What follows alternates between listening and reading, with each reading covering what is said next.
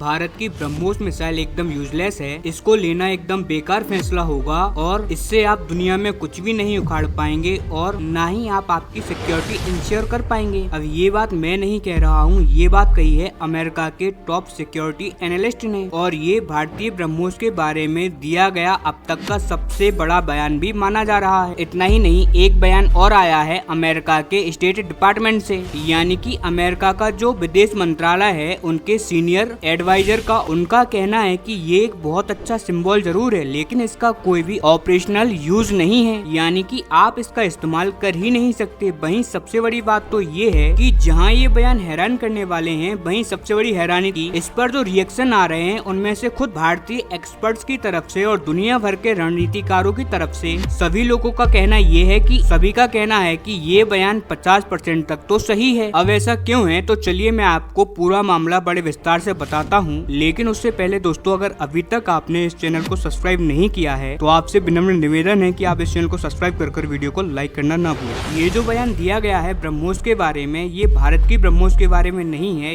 ये है फिलीपींस की ब्रह्मोस मिसाइलों के बारे में जो कि भारत ने हाल ही में फिलीपींस को बेची है चीन की नौसेना को काउंटर करने के लिए। और इसी के ऊपर अमेरिका का ये बयान आया है कि ये देखने में तो बहुत अच्छा लग रहा है कि भारत ने फिलीपींस को ये ब्रह्मोस मिसाइल दे दी है जो कि वर्ल्ड की सबसे पावरफुल सुपरसोनिक मिसाइल है और इसकी मदद से वो चीन को हरा देगा और टक्कर देगा। लेकिन असल बात तो कुछ और ही है, असल में ये बस एक दिखावटी कदम है, असल जिंदगी में तो कोई भी फायदा इससे फिलीपींस को नहीं मिलेगा। असल मायनों में फिलीपींस कभी भी इसका इस्तेमाल ही नहीं कर पाएगा और इसके पीछे का तर्क है C4ISR की टेक्निक का। अब C4ISR क्या है तो अमेरिका के अकॉर्डिंग C4ISR में दो टेक्निक यूज होती हैं। अब पहली होती है C4। क्या है C4? तो C4 होता है कमांड कंट्रोल कम्युनिकेशन कंप्यूटर। इस शब्द के चारों स्टार्टिंग के C को जोड़कर बनता है C4। अब इसमें दूसरा शब्द आता है ISR यानी इंटेलिजेंस सर्विलांस रिकॉग्निजेंस और इन तीनों को मिलकर बनता है ISR। दोनों को मिलाकर कहा जाता है C4ISR। अब अमेरिका का मानना है कि फिलीपींस के पास ये C4ISR नहीं है। अब मैं आपको आसान भाषा में समझाऊं तो फिलीपींस के पास जो दक्षिणी चीन सागर है जहां पर चाइना परेशान करता है फिलीपींस को, उस इलाके में फिलीपींस के पास प्रॉपर कमांड कंट्रोल सेंटर मौजूद नहीं है, कोई भी कम्युनिकेशन सिस्टम मौजूद नहीं है और ऐसे कंप्यूटर्स भी नहीं है जिससे कि वो चाइना को काउंटर कर सके। इसके अलावा जो इंटेलिजेंस चाहिए होती है दक्षिण चीन सागर में वो भी फिलीपींस के पास नहीं है। चीन की नौसेना कहाँ आती है, कहाँ पर वो ज्यादा एक्टिव रहती है, इसकी भी खुफिया जानकारी उनको नहीं है। इसके अलावा उनके पास सर्विलांस सिस्टम भी मौजूद नहीं है, यानी कि फिलीपींस की नौसेना ने आज तक दक्षिणी सागर में ऐसे उपकरण ही नहीं लगाए हैं जिससे कि वो चीन की नौसेना का पहले ही पता लगा सके। इसके अलावा फिलीपींस की नौसेना के पास ऐसा कोई भी सिस्टम नहीं है जिसके थ्रू वो चीन की नौसेना के द्वारा उठाए गए कदमों का पहले ही पता लगा सके और उसी के हिसाब से अपनी नौसेना और वायुसेना को डिप्लॉय करे उन इलाकों में जहां पर चीन आने वाला है। और अमेरिका का कहना है कि फिलीपींस के पास C4ISR की टेक्निक का ना होने की वजह से चाइना के ऊपर वो कोई भी बढ़त नहीं पा पाएगा और ब्रह्मोस का कोई भी फायदा नहीं उठा पाएंगे। अब आसान भाषा में मैं आपको बताऊं तो अमेरिका का कहना है कि फिलीपींस भारत से हाथी जरूर ले आया है लेकिन वो इस हाथी का ना तो इस्तेमाल करना जानता है और ना ही ये जानता है कि इस हाथी को कैसे खिलाना है, पिलाना है, कैसे इसको रखना है और इसी वजह से इस हाथी का फायदा फिलीपींस नहीं उठा पाएगा। लेकिन क्या ये बात पूरी तरीके से सही है? तो नहीं, इसमें से आधी बात तो सही है, यानी कि 50% बात पूरी सही है, लेकिन ये बात उस टाइम पर सही आंकी जाएगी जब आप एक्चुअल युद्ध लड़ते हैं, क्योंकि C4ISR के बिना ब्रह्मोस मिसाइल का सही इस्तेमाल फिलीपींस कभी नहीं कर सकता चाइना के खिलाफ। लेकिन आजकल के मॉडर्न युद्ध में या फिर इंफॉर्मेशन वॉरफेयर में लड़ाई करने से ज्यादा दिखाई देने पर जोर रहता है कि आपके पास कितनी ताकत है और उसी हिसाब से दुनिया के तमाम देश आपके साथ दुश्मनी या फिर दोस्ती करते हैं। अब उदाहरण के लिए अगर आप जंगल में हाथी लेकर जाएंगे तो आपको कोई भी खतरा या फिर डर तो नहीं है, क्योंकि जंगल के सारे जानवर तो आपसे डरेंगे क्योंकि आप हाथी पर सवार हैं या फिर आपके पास हाथी है। ऐसे में अगर उन्होंने आपके ऊपर हमला किया या फिर घात लगाकर अटैक किया तो हाथी उनका कचुम्बर निकाल निकाल देगा। अब यही हाल है चीन और फिलीपींस के बीच। भारत ने हाल ही में जो मिसाइल फिलीपींस को दी है वो इसीलिए नहीं दी है कि फिलीपींस उनका इस्तेमाल तुरंत ही कर दे। वैसे चाहे तो वो कर भी सकता है, लेकिन मेन उसका पर्पज ये है कि चीन को उस मिसाइल का डर रहे